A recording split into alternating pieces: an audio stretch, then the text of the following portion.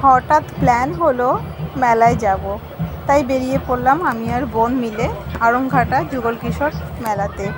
মেলাটা শুনলাম 2-3 দিন হয়েছে শুরু হয়েছে, তাই ভাবলাম যাই ঘুরেই আসি। তাই সন্ধ্যা 7টার ট্রেনে আসার প্ল্যান ছিল, বাট ট্রেন প্রবলেমের জন্য, ট্রেনের গন্ডগোল চলছে, ওই কারণে আমরা অটো করে চলে এসেছি। আর এত সুন্দর সময়ে এসেছি, তখন সন্ধ্যা আরতিটা হচ্ছিল, তাই চলে এলাম মন্দিরে রাধা মাধবের দর্শন করতে। দেখো, মানে আমি ভাবতেই পারিনি এসে সন্ধ্যা আরতিটা দেখতে পাবো।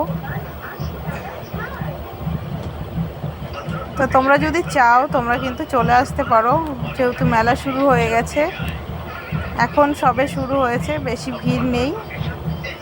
বজরংবলীর মূর্তি এখন খুব একটা কিন্তু ভিড় নেই। তোমরা যদি চাও এখন ফাঁকায় ফাঁকায় মেলা দেখে যেতে পারো। আর যা গরম, এই গরমে মেলায় যাওয়া মানে নিজেকে শাস্তি দেওয়া।